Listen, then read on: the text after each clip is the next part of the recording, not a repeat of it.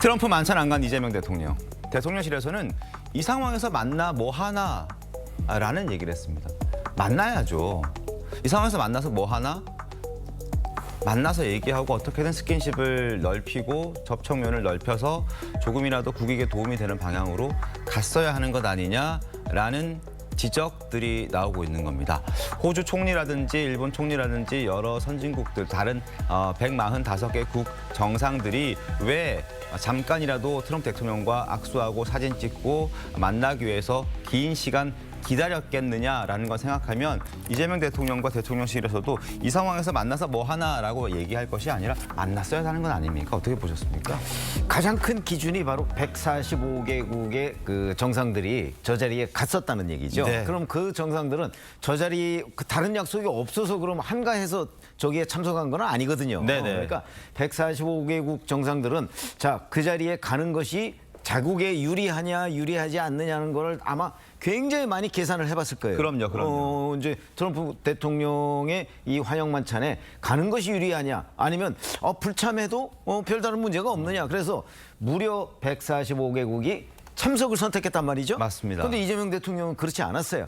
그러면 145개국의 판단이 옳았느냐, 이재명 대통령의 판단이 옳았느냐, 네. 이걸 우리가 비교해봐야 되는 그 순간에 지금 왔어요. 맞습니다. 저는 뭐 145개국은 그러면 뭐 트럼프 대통령한테 그냥 늘 굴종적이어서 그 자리에 갔겠느냐, 그렇지 않다고 봅니다. 네. 이게 이게 바로 국가 이익에 대한 판단. 뭐 이런 것들이 이제 중요해지는 대목인데 네. 그런 점에서 본다면 아니 물론 거기 만나서 한 1시간 30분 정도 트럼프 대통령이 그 머물렀다고 하는데 1시간 30분 내내 이재명 대통령과 만나는 거 아닙니다. 네. 잠깐 만나겠죠. 아니면 뭐 사진 정도 찍고 이런 거지만 그 장면이 왜 중요하냐 하는 것들을 145개국은 중요하다고 판단을 했는데 네. 이재명 대통령 혼자 중요하지 않다고 판단했다는 거 아니겠습니까? 맞습니다. 그렇다면 저는 이재명 대통령의 판단이 잘못됐다고 생각합니다. 이거 다음 달에도 에이펙 정상회의에서 만날 것인데 굳이 몇 초 만나겠다고 선약이었던 오피니언 리더들과의 만찬 행사까지 취소해가면서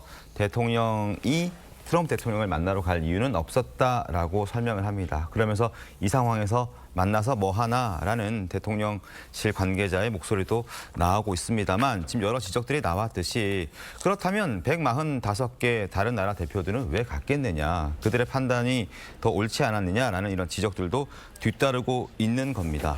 자, 그리고 불과 몇 초라고 하지만 그 기다리는 동안에 다른 나라 국가 정상들과의 어떤 관계도 좀 더 발전시킬 수 있는 기회가 될 수도 있었잖아요. 그런 차원에서라도 가는 게 옳지 않았냐라는 그런 지적에 대해서 글쎄요, 저는 저게 안 간 게 뭐 특별히 이른 게 있을까요? 그런가요? 예, 저는 지금 한미 통상 협상이 트럼프하고 눈 한번 마주친다고 상황이 바뀔 만큼 그렇게 한가하거나 우리한테 여유 있는 협상이 아닙니다. 그리고 사진 찍고 본인이 초청한 자리에 안 왔다고 해서 또 그걸 가지고 일종의 보복성 네. 메시지를 날릴 이런 문제가 아니고요. 트럼프가 지금 요구하는 협상 조건이라는 것은 어차피 정해진 거고 갈수록 압박 강도는 더해지고 있습니다. 오히려 얼굴을 보고 친근함을 보일수록 또 동맹 관계에 있는 것을 이용해서 더 가혹한 조건을 요구하고 있지 않습니까? 네. 일본 마찬가지입니다. 지금 그나마 기축통화국이고 외환보이고 여력이 있으니까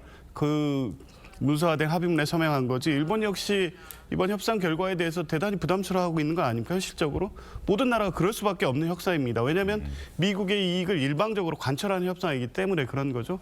147개국이 참석하는 만찬이었는데 우리는 147개국 중에 n분의 1 하나의 국가가 될 수 없는 상황입니다. 지금 다른 국가들 뭐 협상이 타결되지 않은 국가도 있지만 실제 경제적 부담이 가장 큰 이 통상협상을 하고 있는 나라는 지금 우리나라밖에 없고 네. 거기에서 이 지금 이 베세트 장관이나 이런 사람을 만난 상황에서 오히려 이 다른 외교 라인이나 이런 부분을 통해서 한국을 알리는 게 중요하지. 저 뭐 만찬에 간다가 안 간다가 통상 협상의 유불리에 영향을 미칠 가능성은 없다고 보고요. 네. 안 갔다고 해서 그게 이 전략적인 어떤 미스냐? 저는 그건 아니라고 봅니다. 아니 자 밀고 당기고 그리고 우리가 떳떳하고 네. 미국에 대해서 당당하게 얘기하고 이거는 이론적으로는 가능해요. 네. 그리고 또 그래야 하는 당위적으로도 가능해요. 네. 그래야 되죠. 그러나 실제 그러면 한국이 그 미국과 협상에서 그렇게 떳떳하게 우리의 할 말 다 하고 이러고서 좋은 성과를 낼 수 있느냐는 건 현실이에요. 네. 그렇죠? 당위가 아닙니다.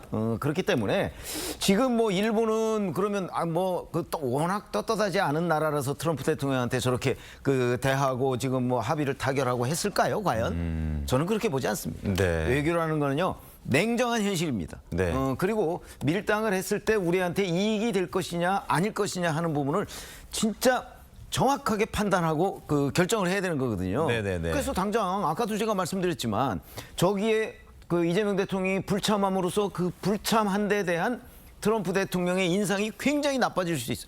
참석을 하면 뭐 별다른 우리한테 그 특별히 이득이 안 올 수는 있는데 네. 불참을 하면 그 불이익은 굉장히 커질 수가 있다는 거예요. 그게 오늘 아침에 나온 3,500억 달러 선불로 연결될 가능성이 있다는 거죠. 전 그렇게 봐요. 그렇기 때문에 자 미국 대통령과의 협상 밀당? 글쎄 지금 우리가 밀당을 할 수 있는 처지가 아니기 때문에 네. 현실을 아주 냉정하게 봐라 그런 주문을 하고 싶고요. 네. 결국은 자 누구의 판단이 옳았는지 앞으로 한번 보시죠. 한미 간에 어떤 상황이 오는지 좀 그렇게 생각합니다.